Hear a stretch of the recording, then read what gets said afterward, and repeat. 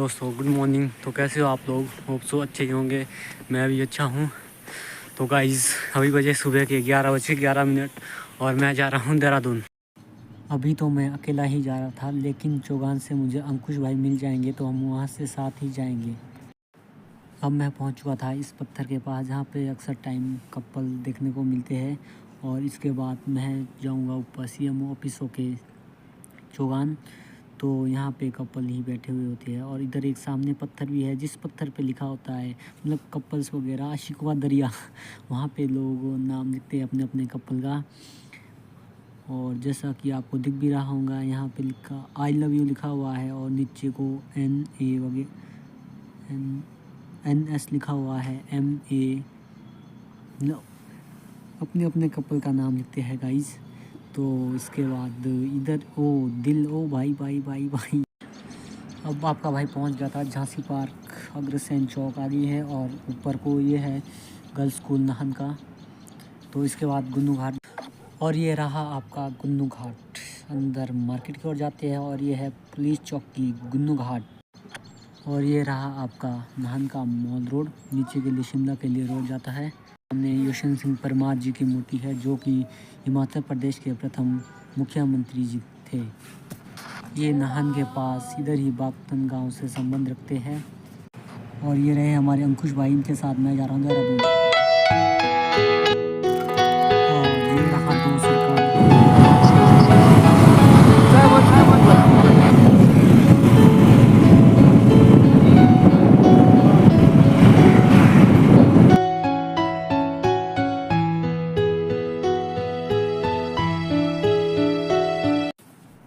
दिन के 12:30 के आसपास हम पहुंच गए थे पांवटा साहिब। और इसके बाद हमने निकलना था यहाँ से देहरादून। तो हम निकल गए थे बद्रीपुर चौक से आगे, जो पीछे ऊपर की ओर और जाता है, वो जाता है शिलाई, स्टोन, टिम्बी, कफोटा, हरिपुर धार वगैरह, रोनाट, गुम्मा आगे जहाँ। तो यहाँ पर भी कुछ मार्केट खाली खाली सी नज़र आ रही थी क्योंकि संडे भी था तो लोग। इसके बाद हम निकल गए थे गुरुद्वारा के लिए नीचे। और कहा यह भी जाता है कि अगर पोंटा गए तो, और पोंटा में हम गुरुद्वारा नहीं गए तो क्या ही फ़ायदा पोंटा में घूमने का। और इधर काफ़ी भीड़ भी दिखाई दे रही होंगी आपको क्योंकि आज संडे है तो काफ़ी लोगों का आना जाना लगा रहता है गुरु की नगरी पे। और यहाँ पर गुरुद्वारे का काम भी चला हुआ है और साथ में यमुना नदी भी बहती है। कहा यह भी जाता है कि जो यमुना नदी है यह काफ़ी शरारती और हलचल मचाने वाली नदी थी, लेकिन गुरु गोविंद सिंह ने जब इस नदी के तट के किनारे पर तपस्या की थी, जैसा कि आपको मालूम ही था कि यह नदी काफ़ी शोर करने वाली थी, तो गुरु गोविंद सिंह जी ने माता यमुना से प्रार्थना की थी कि वह उनके तपस्या में बाधा न बने और शांतिपूर्वक उन्हें तपस्या करने दे। तब से यह नदी काफ़ी शांत सी रहती है और शांति बहती रहती है। और गुरुद्वारे का माहौल भी कुछ इस तरह का है, काफ़ी शांत सा माहौल है। यहाँ पर किसी भी तरह की कोई परेशानी नहीं देखने को मिलती है। तो हम निकल चुके थे आगे कुदाल पुल होके उत्तराखंड में और हम जा रहे थे देहरादून। तो हमने हसन विराज का रास्ता नहीं लिया था, हम उससे दूसरे रास्ते से जा रहे थे। और यहाँ पे साथ ही NH7 का काम भी प्रगति पर चला हुआ है और गूगल मैप के सहारे हम आगे आगे बढ़ते जा रहे थे क्योंकि हमें भी पता नहीं था कि देहरादून के लिए कितना दूर। और यहाँ से एक सेला कुई की छोटी सी झलक दिखाई दे रही है। सामने जो दिख रहा है वो सेला कुई है और इसके पीछे वाला एरिया हरपतपुर का एरिया भी प्रतीत होता है। और हम आगे देहरादून की ओर बढ़ते जा रहे थे और सेला कुई का एरिया हमसे काफ़ी पीछे छूट चुका था। हम इसके बाद प्रेम नगर होके आगे देहरादून के लिए लेफ़्ट लेंगे प्रेम नगर से। आज संडे का दिन भी था तो रोड काफ़ी खाली खाली सा आपको भी दिख रहा होगा, लेकिन आगे देहरादून में लगता है शायद खाली नहीं होगा क्योंकि वहाँ पे हमेशा ट्रैफिक की प्रॉब्लम चली रहती है। और यहाँ पे बिल्कुल ही प्लेन वाला एरिया है, दून वाला एरिया। पोंटे शहर को भी दून के नाम से जाना जाता है। और ये देहरादून भी एक प्लेन एरिया है और आगे अब पहाड़ियों में हमें देहरादून दिखता जा रहा है। और अभी जो सामने एरिया चला हुआ है वो प्रेम नगर का एरिया ही चला हुआ है। यहाँ पे सड़क के साथ कोई मकान दिखाई नहीं दे रहे हैं, लोगों के मकान सड़क से काफ़ी दूर दूर है।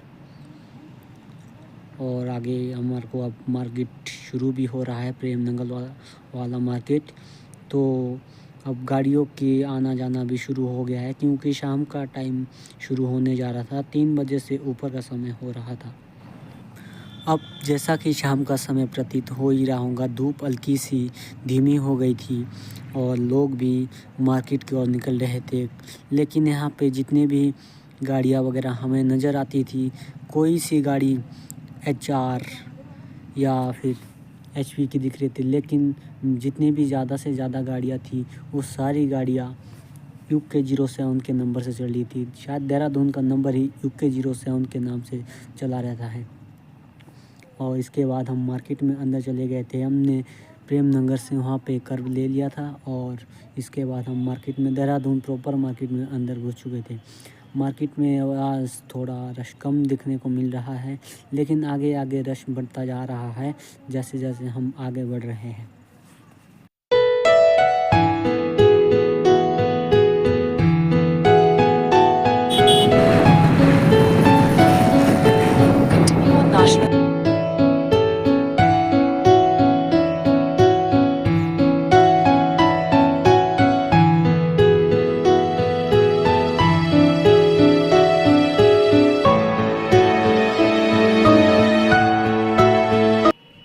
अब हम देहरादून मार्केट में आगे की ओर बढ़ रहे थे, घंटाघर चौक की ओर, क्योंकि हमें वहाँ पे मिलने हमारे दोस्त वगैरह आ रहे थे और हमारा उनके साथ कांटेक्ट हो गया था कॉल पे। तो वो हमें मिलेंगे घंटाघर चौक पे। तो ये देहरादून का एक सुंदर ही दृश्य आपको दिखाई दे रहा होगा। देहरादून उत्तराखंड की राजधानी है, तो यहाँ पे काफ़ी डेवलप एरिया दिखाई दे रहा होगा आपको। तो हम पहुँच गए थे घंटाघर के चौक पे और हम यहाँ पर अपने दोस्तों से भी मिल गए थे। लेकिन हम काफ़ी टाइम तक इस जाम में फंस गए थे और हमें बाहर निकलने के लिए काफ़ी मुश्किल हो रही थी। तो जैसा कि आपको दिख भी रहा होगा, जाम काफ़ी लग चुका है और हमें यहाँ से बाहर तो हम निकल चुके थे जाम से बाहर और आगे से लाखुई की ओर बढ़ रहे थे। 4:30 बजे से ऊपर का ही टाइम हो गया था और हम वापसी पाउंटा साहिब की ओर निकल रहे थे और हमने अपना लोकेशन ऑन कर दिया था और पाउंटा साहिब की लोकेशन लगा दी थी। तो आगे आगे हम बढ़ रहे थे। तो इसके बाद हमें आगे लोगों ने बताया कि यहाँ पर आगे IMA भी है, जो इंडियन मिलिट्री एकेडमी के नाम से भी जानी जाती है। और शाम का दृश्य बढ़ता ही जा रहा है और यहाँ की सुंदरता पर 4 चांद लग चुके हैं, जैसा कि। और यह रहा आपका IMA। यहाँ अंदर जाना तो अलाउड नहीं है और यह काफ़ी सुंदर दृश्य दिखाई दे रहा होगा आपका देहरादून सिटी का एक। और यहाँ से आगे एक भारत का वन अनुसंधान केंद्र भी आपको मैं दिखाऊंगा। इसी के साथ ही IMA के साथ ही वह वन संस्थान है और ये IMA का ही एरिया है। अभी काफ़ी सुंदर एरिया है, लेकिन यहाँ अंदर जाना अलाउड नहीं है दोस्तों। तो हम बाहर से ही शूट कर रहे हैं। शाम को ठंड भी बढ़ रही थी और हमने पाउंटा साहिब भी पहुँचना था, तो हम थोड़ा तेज़ी से आगे बढ़ रहे थे। अब यहाँ का कुछ दृश्य ऐसा अलग सा ही दृश्य दिख रहा था। कितना सुंदर सा दृश्य आपको भी प्रतीत हो रहा होगा। दून ही एक ऐसी जगह है जहाँ पर आगे का दृश्य बहुत सुंदर दृश्य दिखाई दे रहा है।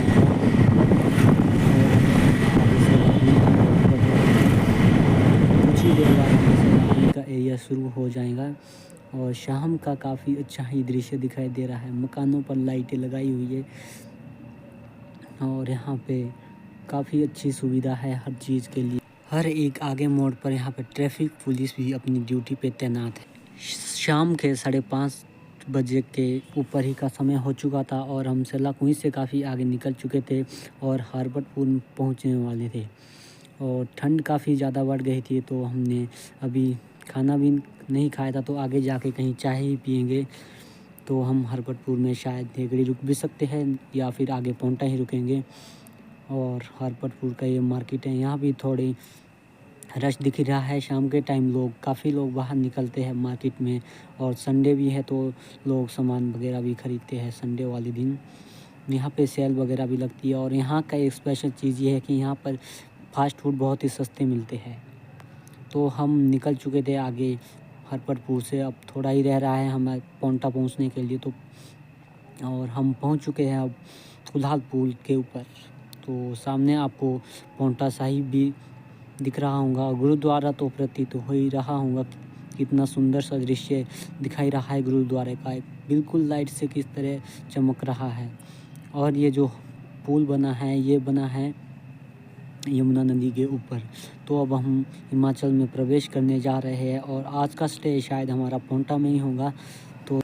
तो 7 बजे के आसपास हम पांवटा पहुंच गए थे और नाइट स्टे आज हमारा इधर ही है पांवटा साहिब में। और अब हम निकल चुके हैं पांवटा साहिब से ऊपर नाहन की ओर। और आपको दूर का एक दृश्य नाहन का दिखाई दे रहा होगा, पीछे चोटी पे हल्का हल्का सा। कैसी लगी आपकी यह मेरी वीडियो, तो मेरे चैनल को लाइक, सब्सक्राइब और शेयर कर देना। जितने से ज़्यादा मेरी वीडियो को आगे फैलाएंगे दोस्तों। धन्यवाद।